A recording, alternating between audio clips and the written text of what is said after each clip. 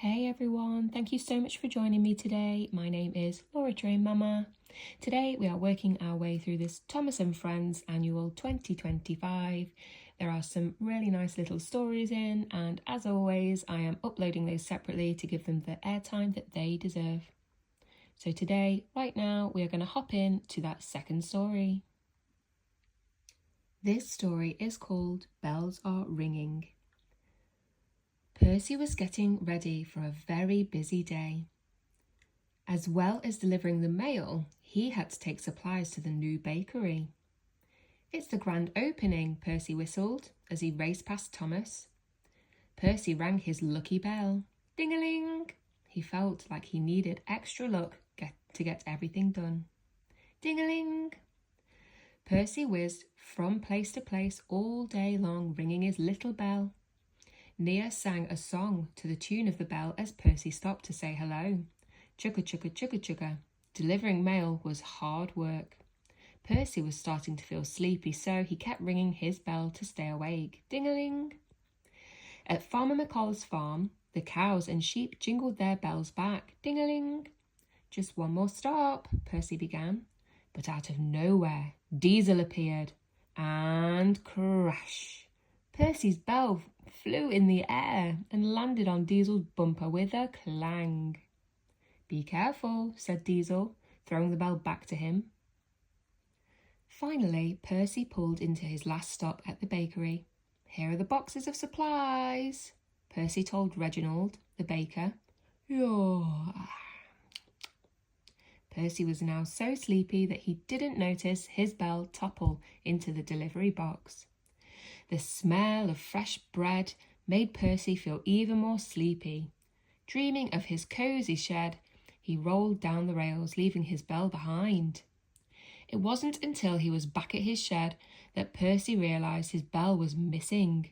"Lucky Bell, where are you?" Percy said.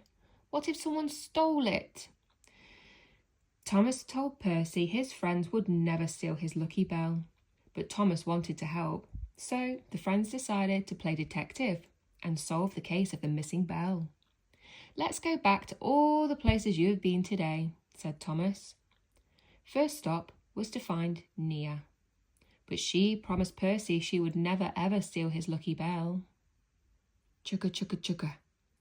Thomas and Percy then raced on to Farmer McColl's farm. Maybe the sheep or cows had taken his bell.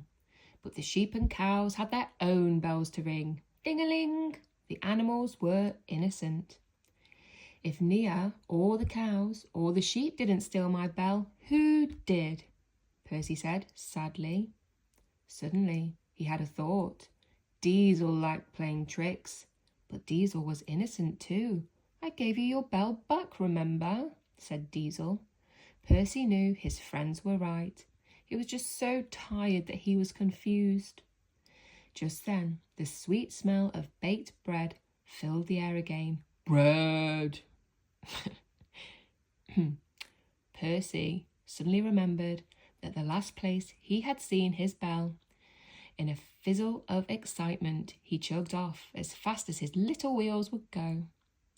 Woohoo! Sure enough, his lucky bell was safe and sound at the bakery. Percy had solved the case of the missing bell.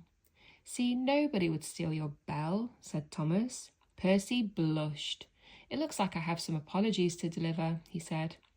Sir Topham Hatt wheeled out a big cake. "Do you have the energy to deliver this too, Percy?" "I think Percy has earned a break," giggled Thomas. "I'll do it. It'll be a piece of cake." Ding-a-ling! The end. That brings us to the end of the second story within the Thomas and Friends Annual 2025. I hope that you enjoyed it today. If you did and you have a moment, please don't forget to like and subscribe. It just helps me know that you're enjoying the stories, and then I will know to bring you more. Have a great day now.